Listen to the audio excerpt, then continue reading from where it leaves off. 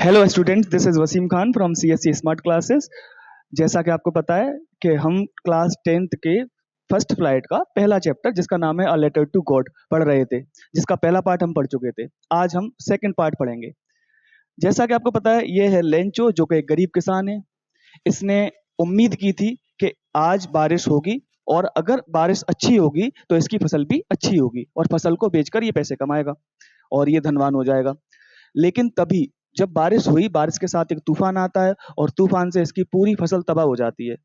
तो इसकी जो आशा थी वो निराशा में बदल जाती है। अब ये हो जाता है निराश। और जब हम होते हैं निराश तो हमें पता है हम क्या करते हैं। हम सब किसी ना किसी से हेल्प मांगते हैं। अब देखते हैं ये लेंचो किससे हेल्प मांगता है। क्योंकि इस लेंचो का ना कोई दोस्त है ना कोई रिश्तेदार। ये इस सॉलिटरी वैली में, इस सॉलिटरी हाउस में रहता है। ये एक एकांत वैली में, इस एकांत घर में रहता है जहां कोई नहीं है इसकी फैमिली के अलावा। तो देखते हैं अब क्या करता है Lencho. But in the hearts of all who lived in that solitary house in the middle of the valley, but in the hearts of all, उन सभी के दिल में, उन सभी के दिल में। अब उन सभी कौन है ये? who lived in that solitary house, जो solitary house में रहते थे। solitary का मतलब एकांत या एकमात्र, या एकमात्र। तो जो उस एकमात्र घर में रहते थे, in the middle of the valley, valley के बीच में, घाटी के बीच में जो एकमात्र घर था, उसमें जो भी रहते थे उन सबके दिल में there was a single hope, एकमात्र आशा थी, एकमात्र उम्मीद थी। और वो उम्मीद क्या थी? वो उम्मीद थी हेल्प फ्रॉम गॉड, भगवान से मदद। अब लेंचो की जो आशा थी वो निराशा में बदल गई है। लेंचो के पास खाने के लिए कुछ भी नहीं है और लेंचो करे तो करे क्या। तो लेंचो और लेंचो के घर में जितने भी लोग थे उन सबके मन में एक ही आशा थी और वो आशा थी अब भगवान से मदद की। Don't be so upset. अब ये बात इन्वर्टेड कॉमा के अंदर लिखी हुई है, यानी कि ये बात किसी ने किसी से कही है। ये बात लेंचो ने कही थी। क्या कहा था? Don't be so upset. Upset मतलब होता है बरी, चिंतित। चिंता मत करो, चिंतित मत हो। इवन दो, हालांकि this seems like a total loss. चिंता मत करो, हालांकि दिखता है कि टोटल लॉस हो चुका है, इनकी जो भी फसल थी वो सब बर्बाद हो गई है। तो लेंचो कह रहा है कि जो भी फसल है वो अपनी तबाह हो चुकी है, लगता है। रिमेंबर, लेकिन याद रखें, no one dies of hunger, भूख से कोई नहीं मरता है। लेंचो ने कहा देखो, लगता है कि हाँ सब कुछ बर्बाद हो गया, सब कुछ खत्म होने वाला है और इस साल हो सकता है कि हमारे पास कोई कॉर्न ना हो खाने के लिए, लेकिन याद रखना, no one dies of hunger, कोई भूख से नहीं मरता है। ये डाई ऑफ है ना, हम याद रखेंगे कि अगर कोई इंसान बीमारी से मरता है या भूख से मरता है तो डाई के साथ ऑफ आता है। जैसे हमें कहना है कि वो कैंसर से मर गया तो हम कहेंगे ही डाइज, वो मर गया, ही डाइड ऑफ कैंसर। या कोई भूख से नहीं मरता है, no one dies of hunger. अगर अपन किसी एक्सटर्नल कॉज से मर जाएं, किसी एक्सटर्नल कॉज की वजह से किसी की डेथ हो जाए, जैसे कि एक्सीडेंट से किसी की डेथ हो गई, तो हम डाई के साथ फ्रॉम लगाते हैं। क्या लगाते हैं? From, dies from. जैसे मुझे कहना है कि सोहन एक्सीडेंट में मर गया या एक्सीडेंट से मर गया, तो हम कहेंगे सोहन डाइड फ्रॉम एक्सीडेंट। चलिए, एक इंग्लिश की फ्रेजल वर्ब है और वो है डाई आउट। डाई आउट का मीन्स होता है विलुप्त हो जाना। जैसे अगर मैं कहूं कि डायनासोर करोड़ों साल पहले लुप्त हो गए तो मैं यूज करूंगा dinosaurs died out millions years ago.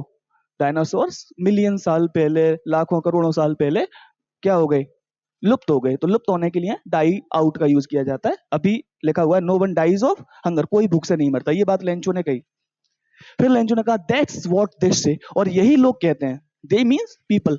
तो दैट्स व्हाट, यही है जो लोग कहते हैं। क्या कहते हैं लोग? No one dies of hunger, भूख से कोई नहीं मरता। और बात रियल भी है, भूख से कोई नहीं मरता। हो सकता है एक्सीडेंट से मर जाए, लेकिन भूख से कोई नहीं मरता। No one dies of hunger. ये लेंचो है। अब क्या करता है? इसने अपने घर वालों को उस रात समझा दिया कि कोई भूख से नहीं मरता। अगली सुबह क्या होता है? तो ऑल थ्रू द नाइट, पूरी रात, Lencho thought only of his one hope. पूरी रात लेंचो अपनी उस उम्मीद के बारे में, उस आशा के बारे में सोचता है जो उसके पास थी।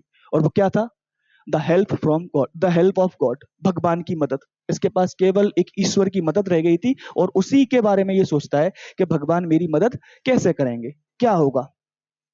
whose eyes, यानी कि भगवान की आंखें, whose eyes मतलब भगवान की आंखें, as he had been instructed, जैसा कि उसे इंस्ट्रक्ट किया गया था, लेंचो को बताया गया था।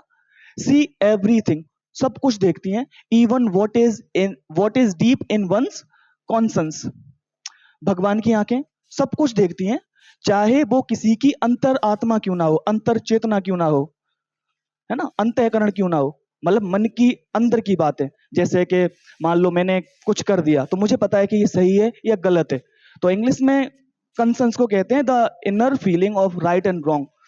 तो जैसा कि लेंचो को बताया गया था, हमें भी बताया है, आपको भी बताया होगा कि भगवान कण कण में मौजूद है और भगवान हर चीज देखते हैं, चाहे वो किसी की अंतरात्मा, अंतर चेतना, अंतःकरण क्यों ना हो। एक ये जो शब्द है, इससे कौन साइंस नहीं पढ़ते हैं ना, ज्यादातर लोग इसे साइंस पढ़ लेते हैं, जबकि ये क्या है, कॉन्संस। कॉन्संस, कॉन्संस मीन्स अंतःकरण या अंतः चेतना। Lencho was an ox of a man. Lencho was an ox of a man मतलब लेंचो एक ऐसा आदमी था जो बैल की तरह, जानवर की तरह अपने खेत में काम करता था, बहुत मजबूत था, बहुत स्ट्रांग था और बहुत ताकतवर था। यानी कि लेंचो बहुत ताकतवर जानवर के जैसा इंसान था जो अपने खेतों में काम करता था, मेहनती इंसान था कहें तो। यहां से एक सवाल पूछा जाता है, क्वेश्चन मिलेगा, Lencho was an ox of a man how. Lencho एक बैल की तरह इंसान था, कैसे, कैसे कह सकते हो आप। तो ये एक्सप्लेनेशन है।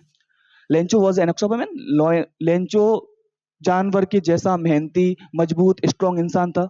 वर्किंग लाइक एन एनिमल, जो एक एनिमल की तरह काम करता था इन द फील्ड्स, जो खेतों में जानवरों की तरह काम करता था। आपने देखा होगा खेतों में बैल किस तरह काम करती हैं, बैल की मदद से अपन खेतों को बैल की मदद से अपन खेतों को जोतते हैं। तो जैसे बैल जितनी मेहनत करती है उतनी ही मेहनत लेंचो करता था।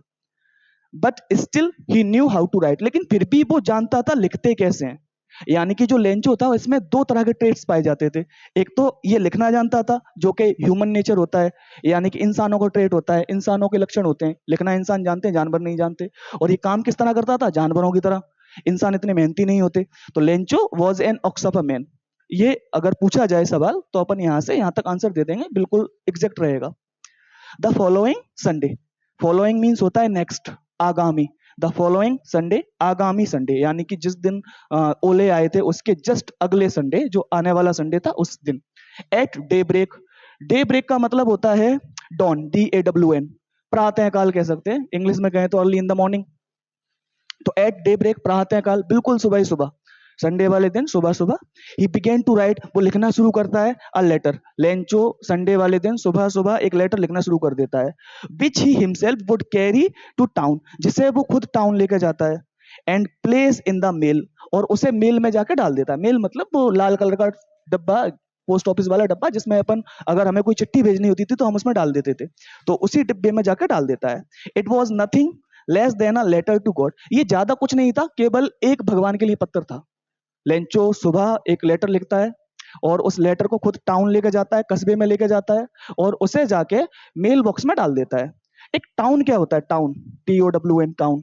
टाउन मीन्स कस्बा, क्या होता है, कस्बा। कस्बा विलेज से ज्यादा डेवलप होता है और सिटी से कम डेवलप, यानी कि सिटी में ब्रॉड रोड्स होती हैं, मल्टी स्टोरी बिल्डिंग्स होती हैं, और भी कई तरह के संसाधन होते हैं, अच्छी अच्छी यूनिवर्सिटीज होते हैं, अच्छे अच्छे हॉस्पिटल्स होते हैं। और गांव में क्या होता है, कच्चे मकान होते हैं, कच्ची सड़कें होती हैं। और इसका जो बीच का जो होता है उसे अपन टाउन कहते हैं, जहां एक बाजार भी होता है, सड़कें पक्की होती हैं, मकान भी पक्के होते हैं, लेकिन शहर के जितनी फैसिलिटीज नहीं होती, तो उसे अपन कहते हैं टाउन। तो लेंचो गांव में क्या वैली में रहता था, फिर ये टाउन गया, उस लेटर को पोस्ट कर देता है। इस तरह से लेंचो ने लेटर लिखा था। क्या लिखा था लेंचो में, लेंचो ने लिखा था लेटर में, गॉड ही रोट, उसने लिखा, गॉड, भगवान, if you don't help me, अगर आप मेरी मदद नहीं करोगे, my family and I will go hungry this year, अगर आप मेरी मदद नहीं करोगे तो मेरा परिवार और मैं भूखे रहेंगे दिस ईयर, मतलब अगर आपने हमारी इस साल मदद नहीं की तो मैं और मेरा परिवार क्या रहेंगे, भूखे, क्योंकि हमारे पास खाने के लिए कुछ भी नहीं है। आई नीड 100 पेसोस, मुझे 100 पेसोस की जरूरत है, in order to sow my field again, अपने खेत को दोबारा से बीजों से बोने के लिए, यानी कि अपने खेत में दोबारा से बीज बोने के लिए, एंड टू लिव, और जिंदा रहने के लिए, अंटिल द क्रॉप कम्स, और जब तक फसल नहीं आती तब तक जिंदा रहने के लिए। लेंचो ने क्या कहा, God if you don't help me, भगवान अगर आप मेरी मदद नहीं करते हैं तो क्या होगा, my family and I will go hungry this year, तो मेरा परिवार और मैं भूखे रह जाएंगे। आई नीड 100 पेसोज, मुझे 100 पेसोज की जरूरत है, in order to sow my field again and to live until the crop comes, अपने खेत को दोबारा से बोने के लिए और जब तक फसल नहीं आ जाती तब तक जिंदा रहने के लिए मुझे 100 पेसोज की जरूरत है। बिकॉज द हेल स्टोन, क्योंकि जो ओले थे, ओलाबारी थी, हैज डिस्ट्रॉयड एवरीथिंग, उसने सब कुछ तबाह कर दिया, उसने डॉट डॉट लिख के छोड़ दिया। इतनी बातें लिखी थी। एक यहां से भी क्वेश्चन पूछा जाता है, सवाल पूछा जाता है, what did Lencho write in his first letter to God. Lencho ने जो पहला लेटर लिखा था भगवान के लिए, उसमें क्या लिखा? तो लेंचो ने ये सारी बातें लिखी। ये अपना आंसर है। ही रोट टू गॉड, उसने लिखा टू गॉड, भगवान के लिए। कहां लिखा? ऑन द एनवेलप, जो लिफाफा होता है ना, जिस लिफाफे के अंदर अपन किसी लेटर को लिख के रख देते हैं फोल्ड करके, उस लिफाफे के ऊपर उसने लिखा टू गॉड। जनरली क्या होता है कि अपन सबसे पहले एक कागज पे लेटर लिखते हैं, उसे एक एनवेलप में रखते हैं और उस एनवेलप के ऊपर एड्रेस लिख देते हैं, जिसके पास भी भेजना है, जिसके पास भी भेजना है उसका क्या करते हैं? एड्रेस लिख देते हैं। और उस एड्रेस के साथ कुछ हमें स्टाम्प लगाने पड़ते हैं। अब ये स्टैम्प क्या होता है अभी बात करेंगे। पुट द लेटर इनसाइड, उसने उस लेटर को लिख के उस लिफाफे में डाल दिया। स्टिल ट्रबल्ड, अभी भी लेंचो ट्रबल्ड है। ट्रबल्ड मींस परेशान है, अपसेट है, चिंतित है, वरीड है, डिस्ट्रॉट है, अभी भी परेशान है। वेंट टू टाउन, टाउन जाता है। एट द पोस्ट ऑफिस, फिर पोस्ट ऑफिस में क्या करता है? ही प्लेस द स्टैंप, वो एक स्टैंप प्लेस कर देता है, एक डाक टिकट लगा देता है। उस लिफाफे के ऊपर क्या लगा देता है? डाक टिकट। डाक टिकट क्या चीज होती है? चलो पहले देखते हैं। ये जो आपको दिख रहा है ये डाक टिकट है। ये क्या है? डाक टिकट। पुराने जमाने में, जैसे आज के टाइम पे हमें अगर किसी से कम्युनिकेशन करना है, किसी से बातचीत करनी है, तो हम इंस्टाग्राम पे डीएम कर सकते हैं, अपन व्हाट्सएप पे डीएम कर सकते हैं, कहीं भी डीएम कर सकते हैं, कई सारे रिसोर्सेज है हमारे पास। लेकिन पुराने जमाने में बातचीत करने के लिए हमारे पास इतने रिसोर्सेज नहीं हुआ करते थे, तो हम पोस्ट का यूज किया करते थे, यानी कि लेटर लिखा करते थे। अब लेटर के लिए क्या होता था? जगह जगह पे एक लाल कलर का डब्बा रख देते थे, जिसमें किसी को भी पर्ची, चिट्ठी कहीं किसी को भेजनी है तो वो अपनी चिट्ठी को ले जाके उस लाल कलर के डब्बे में डाल सकता था। चलो आपने चिट्ठी लिख के डाल दी, लेकिन आपने पेमेंट नहीं किया उसका, पैसे तो लगेंगे ना भेजने के लिए। तो ये पैसे का साधन था, यानी कि अपन क्या करते? पहले लेटर लिखते थे, फिर मार्केट से या पोस्ट ऑफिस से ये खरीदते थे, इनका कुछ प्राइस होता था फिक्स। जब हम अपने लेटर के ऊपर इसे चिपका देंगे और फिर उसे डाल देंगे, तो ये अपन ने जब खरीदे थे तो पैसे दिए थे, और ये पैसे सीधे के सीधे जाते हैं पोस्ट ऑफिस में, इंडियन पोस्ट ऑफिस में, जिससे पता चल जाता है कि हमने अपनी चिट्ठी के लिए जो चार्जेस पे करने थे वो हम कर चुके हैं पे। तो ये इनका एक यूज था। दूसरा यूज, जब हम डाक टिकट लगा के किसी दूसरे देश लेटर भेजते हैं, तो इस डाक टिकट की मदद से वो पहचाना जा सकता है कि ये लेटर कहाँ का है, क्योंकि डाक टिकट के ऊपर अपने भारत का नाम लिखा रहता है, भारत, इंडिया, है ना। किसी भी पे देख लेना, सब पे लिखा होगा भारत, भारत, भारत। तीसरी बात, ये क्या काम करते थे? अपने देश में बहुत सी ऐसी चीजें हैं जिनके बारे में हमें नॉलेज नहीं है, तो उसको जनता के सामने उजागर करने का काम करते थे। जैसे आजकल तो हम इंस्टाग्राम पे रील्स, यूट्यूब पे शॉर्ट्स देख के पता चल जाता है कि ये इंसान थे, इन्होंने ये किया, या ये कोई मॉन्यूमेंट है, ये इसने बनवाया, तो सब कुछ पता चल जाता है। लेकिन पुराने टाइम पे ये सारे संसाधन नहीं थे, तो ये कुछ जरिया था। जैसे कि मान लीजिए ये जो दिख रहा है ये मीराबाई का है। किसका है? मीराबाई। अब मीराबाई कौन है आपको नहीं पता, तो पुराने टाइम पे मीराबाई का एक इस तरह से डाक टिकट बना दिया, उसे यूज किया था लोगों के द्वारा। तो जब लोगों के पास ये पहुंचता, वो देखते थे कि ये मीराबाई पता नहीं कौन है, जानकारी लेने की कोशिश करते थे। ये कुछ यूजेस होते थे डाक टिकट के। तो लेंचो ने क्या किया? लेंचो टाउन गया, टाउन जाके पोस्ट ऑफिस गया, और फिर उसने एक स्टैंप यानी कि एक डाक टिकट, इंग्लिश में स्टैंप बोलते हैं, हिंदी में डाक टिकट, डाक टिकट लिया ऑन द लेटर, डाक टिकट लगा दिया उस लेटर पे, and dropped it into the mail box, और उसे मेल बॉक्स में डाल दिया। देखो इस तरह से इसने डाक टिकट चिपकाए और उसे कहां डाल दिया? मेल बॉक्स में, इस रेड कलर के बॉक्स में डाल दिया। आगे क्या हुआ? One of the employees, employ means होता है कर्मचारी, वन ऑफ द एम्प्लॉइज, कर्मचारियों में से कोई एक, यानी कि मल्टीपल कर्मचारी रहते हैं एक ऑफिस में, तो उनमें से कोई एक, हु वाज अ पोस्टमैन, जो एक पोस्टमैन था। पोस्टमैन मतलब डाकिया, जो लेटर को कलेक्ट करके कहीं किसी का लेटर किसी को पहुंचाता है, उसे अपन पोस्टमैन कहते हैं। तो एक कर्मचारी जो खुद कौन था? एक डाकिया था। एंड ऑल्सो हेल्प्ड, और वो मदद भी करता था एट द पोस्ट ऑफिस, मतलब जो डाकिया था वो पोस्ट ऑफिस में मदद भी करता था, कुछ पोस्ट ऑफिस के काम भी करता था। वेंट टू हिज बॉस, वो अपने बॉस के पास गया, अपने सुपीरियर ऑफिसर के पास गया, लाफिंग हार्टली, खूब खुल के हंसते हुए, एंड शोड हिम, और जाके उसे दिखाया। क्या दिखाया? द लेटर टू गॉड, जो भगवान के लिए पत्र लिखा गया था लेंचो के द्वारा, वो दिखाया। देखो जाके बोला कि देखो ये किसी पागल ने लेटर लिख दिया है। और ये बिल्कुल सही बात है। अगर मान लो मैं भी अगर भगवान के लिए लेटर लिखता हूं तो सब हंसेंगे, आप भी हंसोगे कि ये पागल हो गया है, इसने क्या भगवान के लिए लेटर लिख दिया है। और आप भी नहीं लिखेंगे, कोई नहीं लिखेगा भगवान के लिए लेटर, क्योंकि हमें पता है कि भगवान के पास हमारा लेटर नहीं पहुंचेगा। है ना। अगर आपने अपने दिमाग का यूज किया तो आपको पता चल जाएगा भगवान के पास लेटर नहीं पहुंचने वाला है और आप नहीं लिखेंगे, और अगर किसी ने लिखा तो आप उसके ऊपर हंसेंगे। लेंचो ने लिख दिया, तो ये जो इंसान है, ये जो डाकिया है, ये इसके पास गया और ये हंस के देता है कि देखो ये किसी ने भगवान के लिए लेटर लिख दिया। Never never in his career, उसने अपने करियर में जो भी उसकी सेवा काल था उस काल में, एज अ पोस्टमैन, पोस्टमैन के तौर पे, had he known the that address, मतलब जितने समय से वो पोस्टमैन का काम कर रहा था अब तक वो उस एड्रेस को नहीं जानता था। अब भगवान का एड्रेस भला किसी को पता ही है? किसी को नहीं पता, तो नहीं पता था। द पोस्ट मास्टर, और ये जो पोस्ट मास्टर था, जो उसका बॉस था, अ फैट, ये एक फैट था, फैट मतलब मोटा इंसान था। एमिएबल, एमिएबल का मतलब होता है फ्रेंडली, मिलनसार। इंग्लिश में एमिकेबल, एमिएबल, फ्रेंडली, सबका मतलब एक ही है। तो ये जो पोस्टमैन था, ये एक फैट एमिएबल फेलो था, मिलनसार इंसान था। ऑल्सो ब्रोक आउट लाफिंग, ये भी हंस पड़ा। जैसे ही इसे लेटर दिया गया, अब वो हंसते हुए आया तो ये भी हंस पड़ा। कुछ इस तरह का नजारा था। ये हंसते हुए लाया कि देखो ये लो भगवान के लिए लेटर लिखा है किसी ने, ये भी हंस पड़ा। और हंसते हंसते क्या हुआ, बट ऑलमोस्ट इमीडिएटली, लेकिन जैसे ये दोनों हंसे तभी पोस्टमैन तुरंत ही, जो पोस्ट मास्टर था, ये पोस्ट मास्टर, इमीडिएटली ही टर्न्ड सीरियस, वो सीरियस हो गया, गंभीर हो गया, मतलब उसने हंसना बंद कर दिया। वो अब उस बात को सीरियस लेने लगा कि ये लेटर भगवान के लिए लिखा गया है। And tapping the later on his desk, और उस लेटर को लेके अपनी डेस्क पे टैप करने लगा। कमेंटेड, और साथ में उसने कमेंट की। जब उसने लेटर देखा तो उसने लेटर देख के कमेंट की, टिप्पणी की। क्या कहा उसने? उसने कहा व्हाट फेथ, क्या भरोसा है इस इंसान ने जिसने ये लेटर लिखा है, उसका भगवान पे क्या भरोसा है। आई विश, काश, आई had the faith of the man, काश मेरे पास भी ऐसा भरोसा होता। क्या भरोसा है इस इंसान का, काश मेरा भी भरोसा भगवान पे ऐसा ही होता। Who wrote this letter, जिस इंसान ने ये लेटर लिखा है, काश उसके जैसा मेरा भरोसा, मुझे भी ऐसा ही भरोसा होता। Starting up a correspondence with God, जिस इंसान ने कोरेस्पॉन्डेंस स्टार्ट किया है। कोरेस्पॉन्डेंस का मतलब होता है पत्रचार। अब पत्रचार क्या होता है, यानी कि जब अपन लेटर के थ्रू किसी से बातचीत करते हैं तो उसे कोरेस्पॉन्डेंस यानी कि पत्राचार व्यवहार कहते हैं, यानी कि पत्र के द्वारा बातचीत करना। तो ये कहता है कि देखो क्या भरोसा है उस इंसान का जिसने भगवान के लिए लेटर लिखा है। काश मेरे पास भी ऐसा भरोसा होता, काश मुझे भी भगवान से ऐसी उम्मीदें होती कि मैं भगवान से पत्र के द्वारा बातचीत किया करता था, जैसा कि इस इंसान ने किया है। ये इस लेंचो से बहुत ज्यादा प्रसन्न हो गया कि क्या इंसान है, वाह।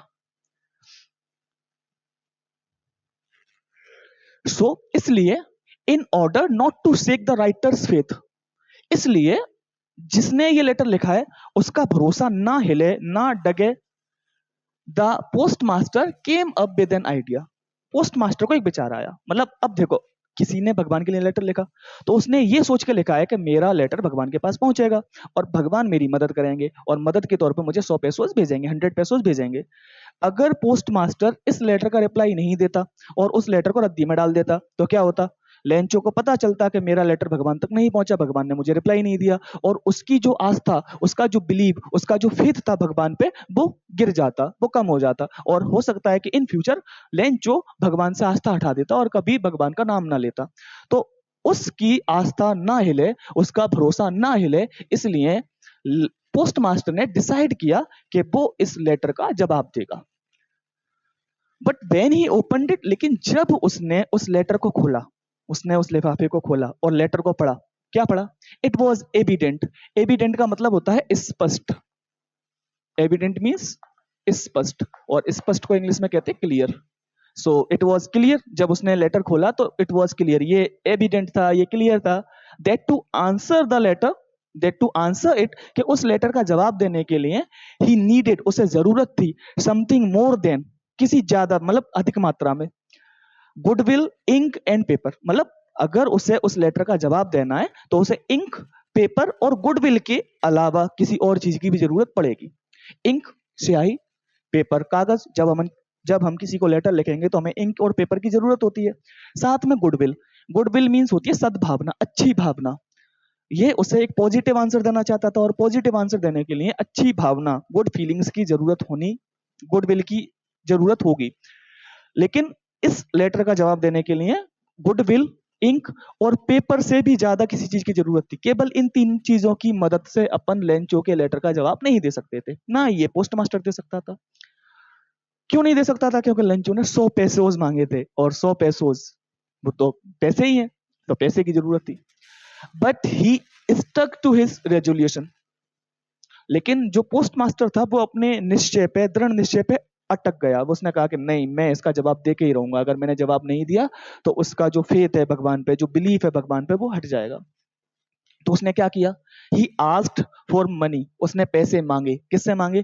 फ्रॉम हिज एम्प्लॉइज, उसने अपने कर्मचारियों से पैसे मांगे। यानी कि पोस्ट मास्टर की ऑफिस में, पोस्ट ऑफिस में जितने भी लोग काम करते थे सबसे कहा कि देखो ऐसी ऐसी बात है, आप सबको थोड़े थोड़े पैसे देने हैं। सबसे पैसे मांगे। He himself gave part of his salary, उसने अपनी सैलरी का भी कुछ हिस्सा दे दिया। यानी कि उसकी जो तनख्वाह थी, उसने उस तनख्वाह में से कुछ हिस्सा दिया। And several friends of his, और उसके कुछ दोस्त थे वर ऑब्लाइज्ड, जिन्हें उसने ऑब्लाइज किया, जिन्हें उसने फोर्स किया, जिन्हें उसने कॉम्पेल किया, मतलब मजबूर किया। तो उसके कुछ दोस्त थे जिन्हें उसने मजबूर किया। क्या करने के लिए मजबूर किया? टू गिव समथिंग, कुछ देने के लिए। For an act of charity, कुछ दया का कार्य करने के लिए, कुछ देने के लिए उन्हें मजबूर किया। उसके कुछ दोस्त थे, उनसे कहा कि देखो तुम भी कुछ दो, दया का काम करें, दया का काम है, दान पुण्य का काम है, तो दान पुण्य के काम के लिए कुछ तो दो। तो उसने उन्हें मजबूर किया, उन लोगों ने भी कुछ दिया। इस तरह से पोस्ट मास्टर ने पैसे अरेंज किए। यहां से भी एक सवाल पूछा जाता है कि पोस्ट मास्टर ने लेंचो को पैसे देने के लिए किस तरह अरेंज किए, तो ये अपना आंसर है। आगे क्या हुआ? It was impossible for him, उसके लिए इम्पॉसिबल था। इम्पॉसिबल का मतलब होता है असंभव, ऐसी कोई चीज जो पॉसिबल ही ना हो उसे कहते हैं इम्पॉसिबल। तो it was impossible for him, ये पोस्ट मास्टर के लिए इम्पॉसिबल था, असंभव था। टुगेदर टुगेदर द 100 पेसोज, एक साथ 100 पैसे इकट्ठे करना उसके लिए बहुत मुश्किल था। मुश्किल क्या, असंभव था। वो कभी भी 100 पैसे एक साथ इकट्ठे नहीं कर सकता था, चाहे वो अपने दोस्तों से मांगे, चाहे वो अपने एम्प्लॉय से मांगे, चाहे वो अपनी सैलरी का खुद हिस्सा क्यों ना दे, चाहे इन सबको जोड़ दे, तब भी 100 पेसोज नहीं हो पा रहे थे। So he was able to send the farmer only a little more than half, इसलिए जो उस किसान ने मांगे थे, किसान ने कितने मांगे थे? लेंचो ने मांगे थे 100 पेसोज। कितने मांगे थे?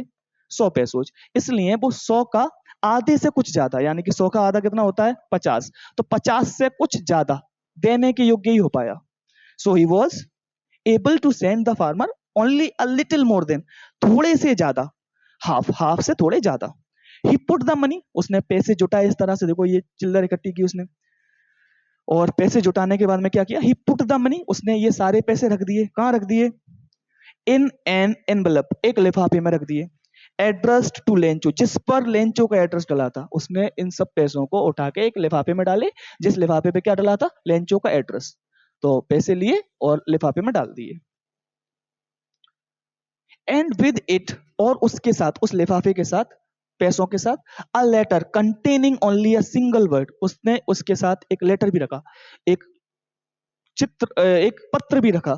उस पे क्या लिखा था? एज अ सिग्नेचर, जिसपे केवल एक मात्र शब्द लिखा था सिग्नेचर के रूप में, और वो था गॉड, भगवान, गॉड। यानी कि ये इस बात को बता रहा था कि ये जो पैसे भेजे हैं, ये किसने भेजे हैं? भगवान ने भेजे हैं। अभी अपना खत्म होता है ना। अब यहां से एक छोटे मोटे ये कॉम्प्रिहेंशन क्वेश्चंस पूछे गए। पहला है हु और what did Lencho have faith in, किस चीज में और किस बात पे लेंचो का भरोसा था? तो Lencho had faith in God, Lencho का भगवान पे भरोसा था। एंड हिज काइंडनेस, और भगवान की दयालुता पे भी भरोसा था। उसे पता था भगवान बहुत दयालु है, गॉड बहुत दयालु है। किस बात पर बिलीव करता था लेंचो? तो अपन कह सकते हैं लेंचो बिलीव्ड, लेंचो भरोसा रखता था that God would help him, कि भगवान उसकी मदद करेंगे इन ट्रबल, परेशानी में। What did he do, Lencho ने क्या किया? Lencho wrote a letter, Lencho ने एक पत्र लिखा टू गॉड, भगवान के लिए, आस्किंग फॉर 100 पेसोज, 100 पैसे मांगते हुए, फॉर हेल्प, मदद के तौर पे 100 पैसे मांगते हुए। तो अगर ऐसा सवाल आपसे पूछ लिया जाए तो अपना आंसर बनेगा Lencho had faith in God, he believed that God would help him in trouble, and he wrote a letter to God asking for 100 pesos for help। इतना लिख देंगे, काफी होगा। फिर पूछा है who read the letter, वो लेटर पढ़ा किसने? जो लेंचो ने लेटर लिखा था पहला, उसे किसने पढ़ा? तो अपन कह सकते हैं the post master and postman read the letter, post master और पोस्टमैन ने वो पत्र पढ़ा। Next question, what did the post master do then, फिर पोस्ट मास्टर ने क्या किया? तो पोस्ट मास्टर ने फिर उसका रिप्लाई देने की कोशिश की, यानी कि उसने अपने दोस्तों से सबसे पैसे इकट्ठे किए और उसने एक लिफाफे में रख के भेज दिया लेंचो के लिए। ये इसके कुछ इंपॉर्टेंट क्वेश्चंस हैं जो अपन पहले ही बात कर चुके हैं। पहला क्वेश्चन है, Lencho was an ox of a man. Lencho जानवर की तरह मेहनती, मजबूत और हिम्मत वाला इंसान था। हाउ, कैसे कैसे कह सकते हो आपके लेंचो ऐसा था? तो अपन आंसर लिखेंगे, Lencho was an ox of a man. Lencho एक ऐसा इंसान था बिकॉज, क्योंकि he worked like an animal, क्योंकि वो जानवरों की तरह काम करता था इन हिज फील्ड, अपने खेतों में। बट स्टिल, लेकिन फिर भी, ही न्यू, वो जानता था हाउ टू राइट, लेकिन फिर भी वो लिखना जानता था। तो अगर ऐसा क्वेश्चन पूछा जाए तो अपन ये आंसर लिख सकते हैं, दैट विल बी करेक्ट। अगला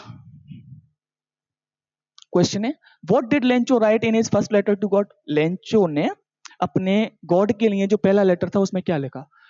तो आंसर ये लिख देंगे, लेंचो रोट, लेंचो ने लिखा, God if you don't help me, भगवान अगर आप मेरी मदद नहीं करते हैं, my family and I will go hungry, तो मैं और मेरा परिवार भूखे रह जाएंगे, दिस ईयर, इस साल। आई नीड 100 पेसोज, मुझे 100 पेसोज की जरूरत है, in order to show my field again, दोबारा से अपने खेत को बोने के लिए, एंड टू लिव, और जिंदा रहने के लिए, अंटिल द क्रॉप कम्स, जब तक फसल वापस नहीं आ जाती तब तक जिंदा रहने के लिए। ये उसने लिखा था। अगला question, what did the post master think. Post master ने क्या सोचा to see the letter from Lencho. जब पोस्ट मास्टर ने भगवान के लिए लेंचो के द्वारा लिखा हुआ लेटर देखा तो उसने क्या सोचा? तो उसने कहा, what faith the post master thought. Post master ने सोचा, या अपन कह सकते हैं the post master commented, post master ने कमेंट की। क्या कमेंट की? व्हाट फेथ, क्या भरोसा है। I wish I had the faith of the man who wrote the letter.